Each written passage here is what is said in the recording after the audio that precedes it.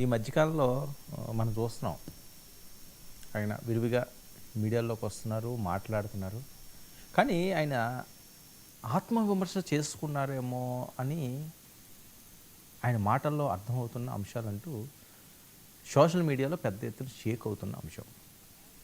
పేర్ని నాని గారు ఆయన చాలా అద్భుతంగా మాట్లాడతారు, అందులో డౌటే లేదు. సెటరికల్గా మాట్లాడతారు ఆయన కానీ, అంబటి రాంబాబు గారు కానీ. ఇప్పుడు పేర్ని నాని ఒక సందర్భంలో ఆయన మాట్లాడిన మాటలు సోషల్ మీడియాని షేక్ చేస్తున్నాయి.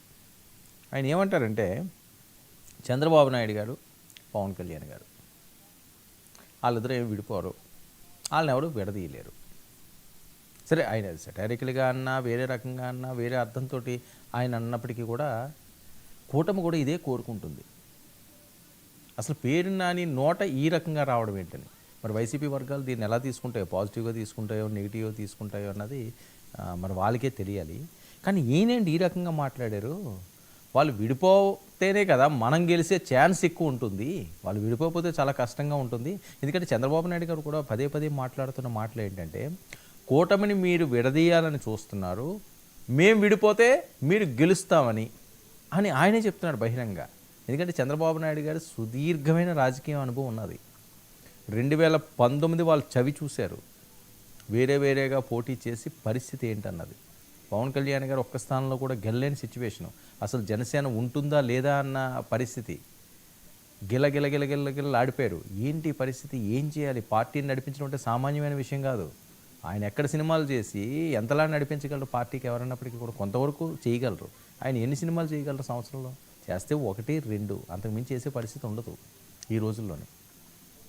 సో 2 సినిమాలు చేసి 5 సంవత్సరాలు లేకపోతే ఏడాది పాటు పార్టీలను పోషించాలంటే కోట్లు ఇచ్చి అది ఎవరికి కూడా సాధ్యం కాదు, అంత ఈజీ ఏం కాదు.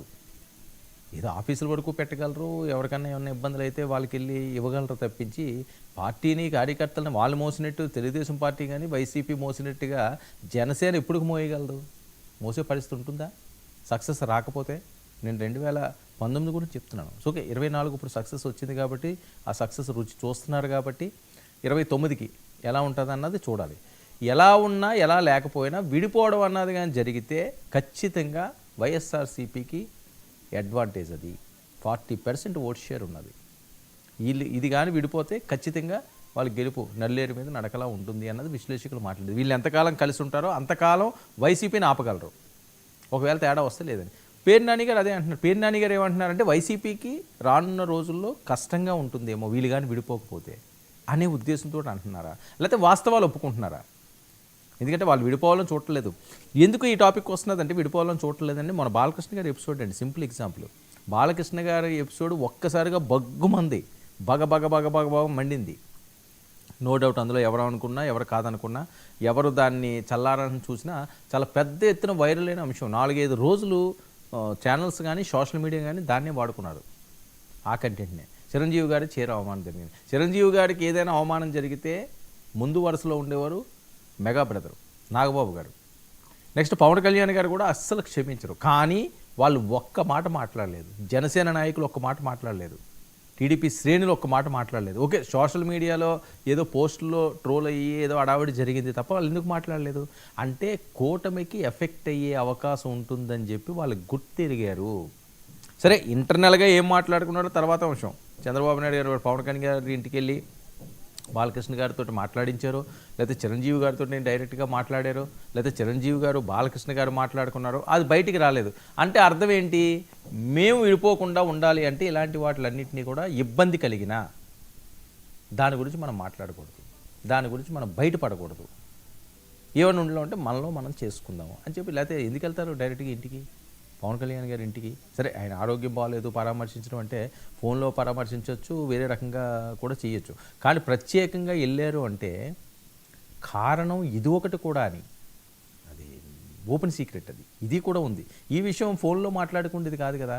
ఎందుకు ఫోన్లో మాట్లాడుకునేది కాదంటే, మెగా ఫ్యాన్స్ ఓ భారీ మీటింగ్ పెట్టారు. 300 పోలీస్ స్టేషన్లో కేసులు పెడతామని చెప్పి అల్టిమేట్ జారీ చేశారు. జూబ్లీహిల్స్ పోలీస్ స్టేషన్లో ముందు కేసు పెడతామన్నారు, రోడ్లు ఎక్కారు, కబడ్దారంటూ వార్నింగ్లు ఇచ్చారు. సో అది ముదురుతుంది. చిరంజీవి గారు ఆపారు కాబట్టి చిరంజీవి గారు ఎందుకు ఆపుంటారు? చంద్రబాబు గారు మాట్లాడిపోతే చిరంజీవి గారు ఆపే పరిస్థితులు. సో ఇవన్నీ కూడా పేరు నాని గారు ఇండైరెక్ట్గా ప్రస్తావించారు. అంటే ఆయనకు అర్థమైపోతుంది సీను, ఓకే వీళ్ళు విడరు, మొన్న బాలకృష్ణ గారితే కొద్దిగా బగ్గు మనాలి, అక్కడే వీళ్ళు ఆగిపోయారంటే ఇంకా కష్టం, ఇంక వీళ్ళని ఎవడో విడదీయలేరండి. ఇక అరెస్టులపై కూడా పేరు నాని గారు ప్రస్తావించారు. డిజిటల్ బుక్ అవనియండి, లేకపోతే ఈ బుక్ అవనియండి, ఇంకో సందర్భంలో ఏంటంటే అసలు రాజశేఖర రెడ్డి గారు కానీ లేకపోతే నాకు జగన్మోహన్ రెడ్డి గారు ఏం తెలుసు, జగన్మోహన్ రెడ్డి గారు కాదు కదా నాకు రాజశేఖర రెడ్డి గారి దగ్గర నుంచి, మరి ఈయన కూడా మళ్ళీ పోటీకి సిద్ధపడాలని చెప్పి ఈయనకు కూడా డైరెక్షన్ వచ్చినట్లుగా నాని మాటల వెనుక ఆంతర్యం ఏంటని చెప్పి కొంతమంది సోషల్ మీడియాలో ట్రోల్ చేస్తున్నారు. కానీ వాస్తవాలు అయితే ఇవే. ఈ బంధాన్ని అయితే ఇంత త్వరగా ఎవరు విడగొట్టలేదు, ఏదో జరిగిపోతే తప్ప. మొన్నదానికే ఏదన్నా లేతే చిన్నది డైలాగ్ వాడన్నా పడాలి, కానీ ఎవ్వరూ లేదు, అంతా గప్చిప్ సైలెంట్ మోడ్లోకి వెళ్ళిపోయారు. సీరియస్గా ఉన్న వాళ్ళు, గర్జించే వాళ్ళు కూడా సైలెంట్ మోడ్లోకి వెళ్ళిపోయారంటే తెలుసుకోలేనంత అమాయకుడేం కాదు ఆయన పేరు నాని. మిగతా వాళ్ళు మాట్లాడకపోయినా ఆయన ఓపెన్గా బరస్ట్ అయిపోయాడు. మేమేదో అనుకుంటున్నాం, వాళ్ళు బంధాన్ని మాత్రం అంత ఈజీ కాదు విడగొట్టడం, వాళ్ళు విడిపోరు అని అంటున్నాడు. ఏ సందర్భంగా అంటే ఒకసారి రుచి మరిగారండి. ఇప్పుడు సక్సెస్ రుచి మరిగారు, సక్సెస్ చూశారు, దాన్ని ఎందుకు వదుకోవాలని చూస్తారు? మళ్ళీ ఫెయిల్యూర్లోకి ఎవడన్నా గెలాలని చూస్తారా? ఇప్పుడు మనం ఒక మ్యాచ్ ఆడామనుకోండి, అందులో మనం గెలిచాము అంటే ఆ టీంనే కొనసాగిద్దామని చూస్తాం. లేకపోతే మన కొత్తతో ఎక్స్పెరిమెంట్ ఎందుకు చేయాలి, కేదులు ఎందుకు కాల్చుకోవాలి? సో ఆ కాల్చుకునే పరిస్థితి లేదు. సో పేరు నాని గారు అవనియండి, లేకపోతే అంబడి గారు అవనియండి, లేకపోతే ద్వారంపూడి అవనియండి, లేకపోతే కొడాలి నాని అవనియండి, వీళ్ళందరికీ కూడా జ్ఞానోదయం అవుతుంది. ఈ బంధాన్ని విడదీయాలని ఎంత ట్రై చేసినా అది కష్టము అని చెప్పి పేరు నాని, పవన్ కళ్యాణ్ గారి సామాజిక వర్గం, పవన్ కళ్యాణ్ గారి కోసం, చిరంజీవి గారి కోసం పూర్తిగా తెలిసిన పేరు నానియే బహిరంగంగా మాట్లాడుతున్నారు అంటే కాస్త ఇబ్బందికర పరిస్థితులు వైఎస్ఆర్సీపీకి ఉన్నాయి. చాలా జాగ్రత్తగా వాళ్ళు ఆచితూచి అడుగులు వేయాల్సిన అవసరం ఉంది అని. మరి పేరు నాని మాటల మీద ఆంతర్యం ఏంటి? మరి జగన్మోహన్ రెడ్డి గారు ఏ రకంగా తీసుకుంటారు? నువ్వెందుకు అలా చెప్తున్నావు, పబ్లిక్లో ఈ రకంగా మాట్లాడుతున్నావు అంటే ఏం మెసేజ్ వెళ్తుంది అని చెప్పి ఆయన ఏమన్నా సీరియస్ అవుతారా? పేరు నానికి జ్ఞానోదయం అయిందా? పేరు నాని వాస్తవాలు మాట్లాడుతున్నారా? కూటమి బంధం విడవకపోతే భవిష్యత్ వైసీపీకి అంధకారం అవుతుందా? డిజిటల్ బుక్ యాప్ అన్నది క్యాడర్ను నిలబెట్టుకోవడానికి, వాళ్ళకి జలసత్వాలు నింపడానికే తప్ప అందులో వేరేదేదో ఉంది అని అనుకోవడం లేదు. మరొక వైపు డిజిటల్ బుక్లో ఈ బాలయ్య పేర్లు, వీళ్ళ పేర్లు, వాళ్ళ పేర్లు ఎవరైతే ఆయన తిడుతున్నారో వాళ్ళ పేర్లు ఆల్రెడీ ఎక్కుతున్నాయట డిజిటల్ బుక్లో అని మరొక ప్రచారం. మరి ఏం జరుగుతుందో అన్నది కాలమే నిర్ణయించాలి. పేరు నాని ఆంతర్యం మాత్రం బయటపడింది. వీళ్ళిద్దరూ విడరు అన్నది వైసీపీకి కాస్త ఏంటి చాలా ఎక్కువ ఇబ్బంది అని. ఇక మిగతా విషయాలకు వస్తే బాలకృష్ణ కొత్త డిమాండ్ ఏంటి? బాలకృష్ణ గారు నందమూరి నరసింహం ఆగ్రహంగా ఉన్నారా? ఫిల్మ్ డెవలప్మెంట్ చైర్మన్ పదవి విషయంపై అలక వహించారని ఒక పక్క మొన్న సీను, ఇప్పుడు కొత్త సీను. బాలయ్య సూచించిన వ్యక్తి పోస్టు ఇవ్వాలని ఆయన పట్టుబడుతున్నారట. డిప్యూటీ సీఎం పవన్ సిఫార్సు చేసిన వ్యక్తి ఎవరు? ఇప్పుడు ఆయన సినిమా అయినా ఈయన సినిమా అయినా, మరి పవన్ కళ్యాణ్ గారు ఒకరిని సిఫార్సు చేస్తే ఈయన ఒకరిని సిఫార్సు చేశారని వస్తున్న వార్తల నేపథ్యం. మరి వాళ్ళకి కానీ ఆ చైర్మన్ పదవి ఇవ్వకపోతే మళ్ళీ నటసింహం ఏమన్నా గర్జిస్తారా?